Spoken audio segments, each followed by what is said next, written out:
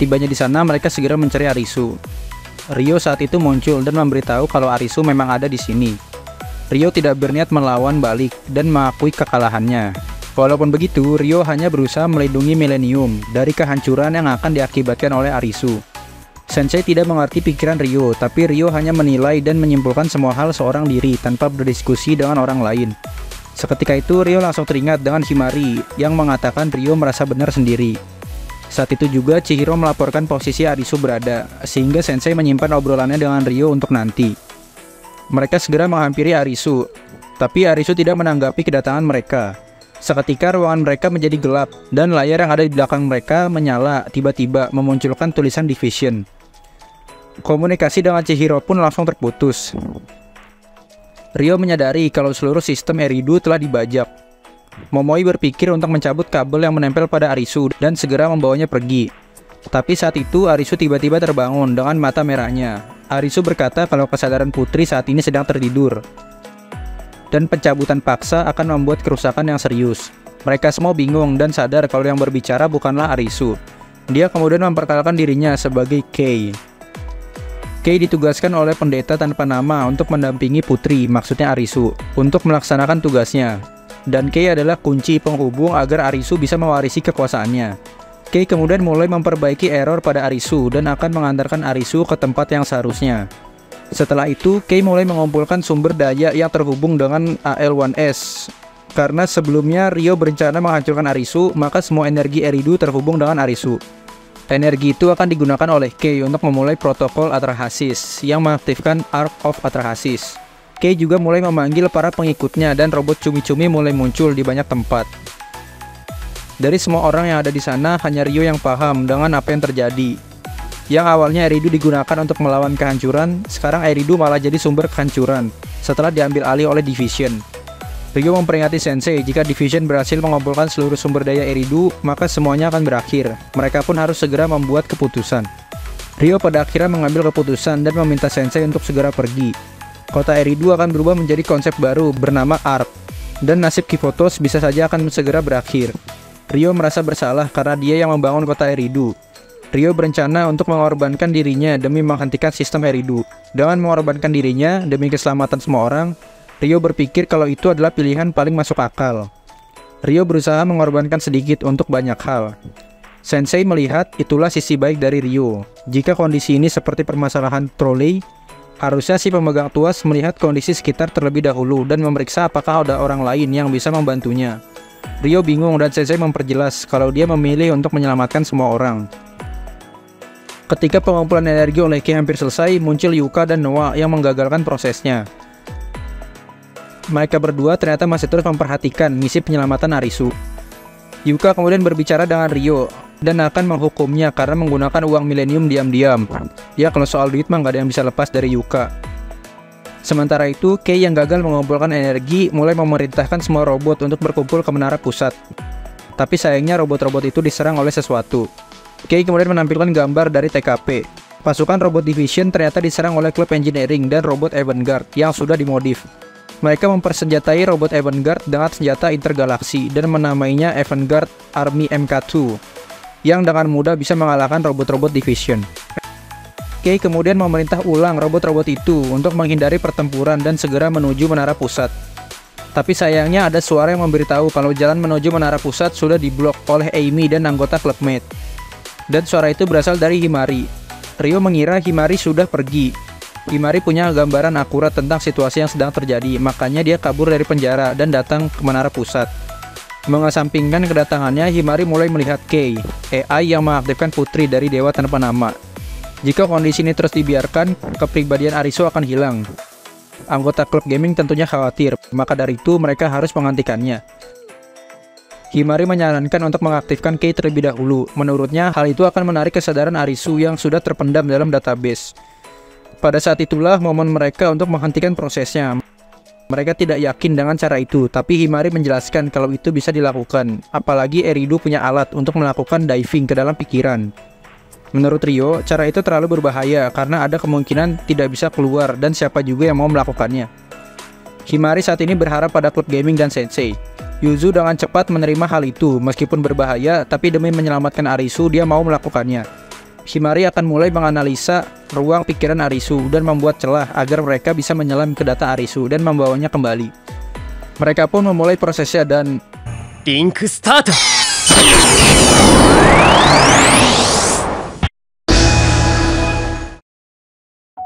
Saat berada di alam pikiran Arisu, mereka menemukan tempat yang mirip seperti di reruntuhan kuno. Dan Arisu juga berada di sana. Arisu terkejut ketika melihat klub gaming dan sensei. Saat klub gaming mengajak Arisu untuk kembali, Kei muncul dan mengingatkan Arisu terkait hal yang pernah dia perlihatkan. Ternyata selama ini semua rekaman pertarungan dan perjuangan klub gaming untuk menyelamatkan Arisu telah Kei simpan dan diberikan pada Arisu. Kei menggunakan itu semua untuk menekan mental Arisu. Paham akan hal itu, Arisu memutuskan untuk tidak kembali karena teman-temannya hanya akan tersakiti. Selain coba memberitahu Arisu kalau itu semua bukan salahnya, tapi ya namanya anak kecil, mental Arisu udah terlanjur hancur dan tidak mau mengulangi kesalahan yang sama. Arisu terus mengenang semua kesedihan yang terjadi karena dirinya. Dia mulai mengakui kalau dirinya adalah penjahat, seorang raja iblis yang ditakdirkan untuk menghancurkan Kivotos. Dan seorang raja iblis tidak seharusnya asik bermain game bersama teman-temannya. Jika keberadaan dirinya hanya menyakiti orang lain, Arisu lebih memilih untuk game over sekarang juga. Seperti biasa, Momoi menggunakan ceramah no jutsunya. Dia menganggap semua perkataan Arisu tidak masuk akal. Dia merasa beruntung bisa bertemu dengan Arisu. Mereka juga sudah membuat game bersama dan mendapat penghargaan. Mereka juga bisa mempertahankan klub mereka, bermain banyak game, bahkan berteman dengan Neru yang menyeramkan. Dan itu semua karena adanya Arisu. Sehingga mereka ingin agar Arisu kembali bersama mereka. Arisu masih bingung dengan alasan mereka, padahal Arisu sudah menyakiti mereka dan harusnya mereka benci dengan Arisu. Mereka melakukan itu karena Arisu adalah teman mereka dan pahlawan tidak akan meninggalkan temannya. Mereka gak peduli meskipun Arisu adalah Raja Iblis, karena di dunia nyata setiap orang bisa memilih kelas yang mereka inginkan, seperti menjadi kesatria, penyihir, pendeta, bahkan menjadi pahlawan. Maka dari itu Sensei meminta Arisu untuk mengungkapkan hal yang benar-benar dia inginkan. Arisu pun mulai mengatakan kalau dirinya adalah Raja Iblis yang akan membawa kehancuran Kivotos. Meskipun begitu, dia ingin memilih perannya sendiri, yaitu menjadi seorang pahlawan dan terus berpetualang bersama teman-temannya. Itu pun jika teman-temannya tidak keberatan dengan seorang Raja Iblis. Mereka dengan senang hati menerima Arisu, karena Raja Iblis pun bisa menjadi seorang pahlawan. Dan itu adalah alur cerita yang sedang ramai belakangan ini. Meskipun tidak ada cerita seperti itu, mereka bisa membuatnya sendiri. Mereka bisa membuat apapun karena mereka adalah klub pengembang game. Arisu sangat senang mendengarnya. Seketika itu, kulkas Arisu pun terlihat. Mereka meminta Arisu untuk mengambilnya sebagai bukti dirinya yang akan menjadi pahlawan. Kei masih mencoba mengingatkan tuan putrinya kalau kekuatannya ada untuk menghancurkan dunia. Menurut Arisu, kekuatannya adalah senjata seorang pahlawan. Karena itu adalah hal yang dia inginkan. Arisu kemudian mengeluarkan tembakannya. Menjadi seorang putri bukanlah pilihan Arisu, tapi dia adalah seorang pejuang, seorang pahlawan. Setelah tembakan Arisu, semua robot Chumi Division mulai mati satu persatu. Sistem Eridu pun kembali normal. Ryo tidak menyangka semua ini bisa terjadi, hanya dengan kekuatan persahabatan. Semua perhitungannya selama ini seperti tidak ada gunanya. Sensei dan klub gaming telah kembali dan segera menghampiri Arisu yang mulai tersadar juga. Mereka dengan full senyum memeluk Arisu yang sudah kembali normal. Tentunya Sensei nggak diajak. Akhirnya setelah lama kita bahas cerita di Millennium, semua krisis dan masalah yang terjadi telah berakhir.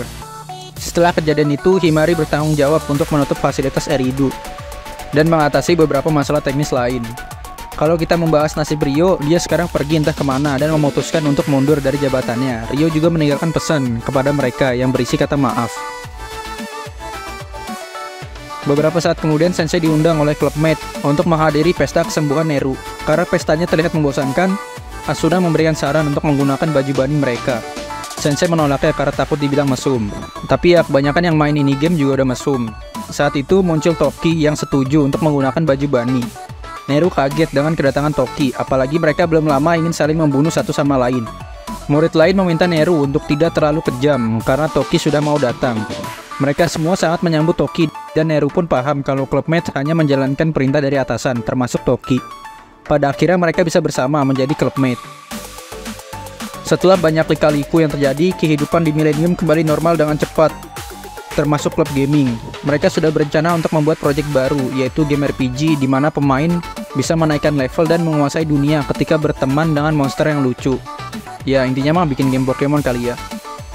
Seperti di cerita awal, ide-ide mereka memang aneh dan begitulah kelakuannya. Mereka pun memulai diskusi agar sistem game mereka berjalan dengan baik. Sensei diajak berdiskusi sambil mendengar sedikit keributan yang penuh canda dan tawa. Meskipun mereka sudah mengalami banyak hal yang menyakitkan hingga membuat menangis, pahlawan dan partinya akan terus bergerak maju. Selesailah cerita kita di Millennium.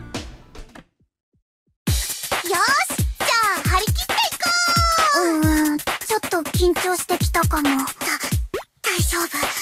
みんなで一緒に頑張ろう。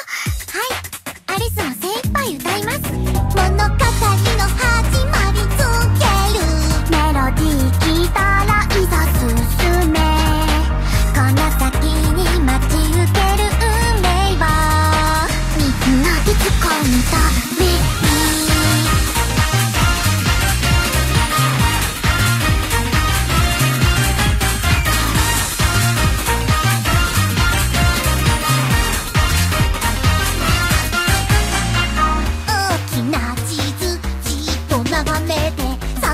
まずは最初の鍵の